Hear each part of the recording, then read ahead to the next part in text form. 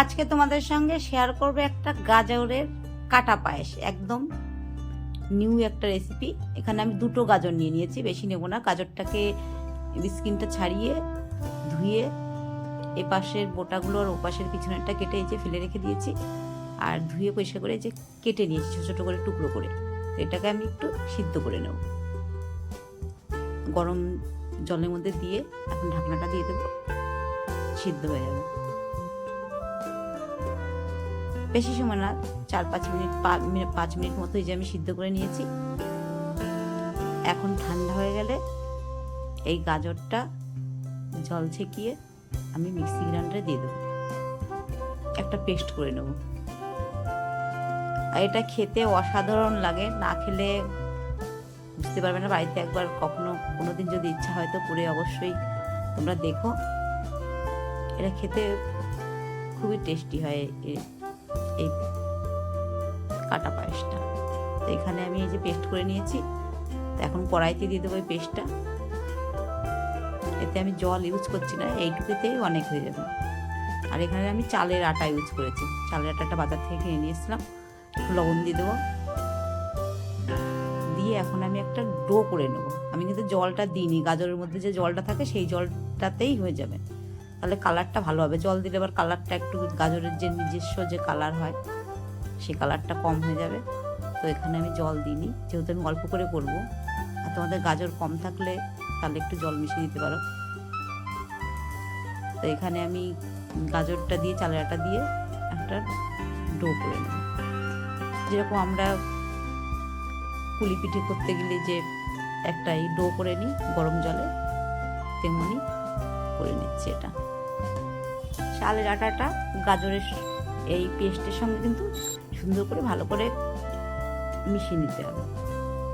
আমার এই যেখানে পুরো একদম মিশে গেছে চালের আটার সঙ্গে। আমি এখানে একটু ঢেকে রেখে দেবো এই গরম অবস্থায়, তাহলে সিদ্ধটা আবার ভালো করে হবে। তো এই যে এখন ঢেকে রেখে দিয়ে গ্যাসটা অফ করে দিয়েছিলাম। তো এটা এখন ঠান্ডা হয়ে গেছে, একটু কালারটা চেঞ্জ হয়ে এসছে। এটাকে আমি ভালো করে মেখে নেব হাত দিয়ে।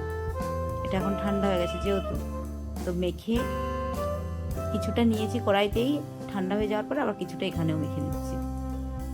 তোমাদের যদি বেশি নরম, এটা একটু শক্ত ডো করতে হবে, আর এমনিতে ঠান্ডা হয়ে গেলে একটু শক্ত হয়েই যায়। এখন ছোটো ছোটো করে এগুলো লম্বা লম্বা করে কেটে সরু সরু করে নিয়ে নেব, তাহলে কী হবে কাটতে সুবিধা হবে।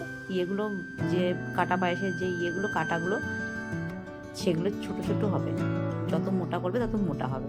তো আমি এইটুকু করে নিয়েছি, এই সবগুলো আমি কেটে নিয়েছি, এইভাবে করে নিয়েছি লম্বা লম্বা করে।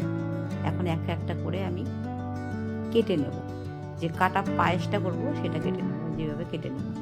সবাই তো এভাবে পারে না, তোমরা 2 হাত দিয়ে পারলে এমনি হাত দিয়েও করে নিতে পারো। আমি এভাবে পারি, তো আমি এভাবে করে নিয়েছি। এই যে সবগুলো কেটে নিয়েছি। কালারটা অসাধারণ লাগে, এটা দেখতেও যেমন খেতেও তেমনই। এখানে আমি কড়াইতে একটু ঘি নিয়ে নিয়েছি 1 চামচ মতো।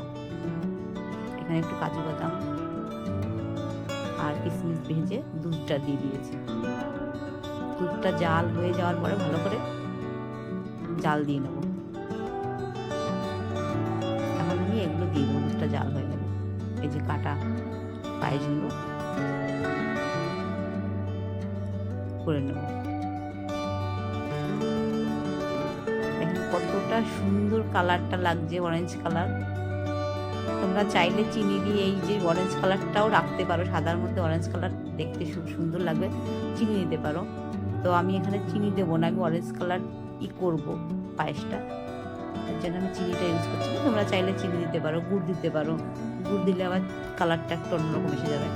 সাদার মধ্যে অরেঞ্জ কালার একটা অপূর্ব লাগে দেখতে। আর এখানে আমি অরেঞ্জ কালারে বাতাসা দিয়ে দিয়েছি, কালারটা আর একটু অরেঞ্জ কালার জন্য। তোমরা চিনি দিলে সাদার মধ্যে অরেঞ্জ কালার হবে, পায়েসটা দেখতেও সুন্দর লাগবে, এটাও সুন্দর লাগবে। দেখেন এই যে একটু নামিয়ে নিচ্ছি, দেখলাম ওটা হয়েছে কিনা, তো দেখলাম হ্যাঁ ওটা সিদ্ধ হয়ে গেছে। তো এটা রেডি হয়ে গেছে আমার। এই যে এখন ঠান্ডা হয়ে গেছে, হালকা একটু গরম আছে এখনো। এই পায়েসটা আমি ঢেলে, এটা আর একটু ঠান্ডা হয়ে গেলে আর একটু গাঢ় হয়ে যাবে। দেখেন পায়েসটা, কাটা পায়েসটা আমার রেডি হয়ে গেছে। দেখতেও খুব সুন্দর লাগে, এটা কারোর সামনে দিলে বলবে যে সত্যি অসাধারণ।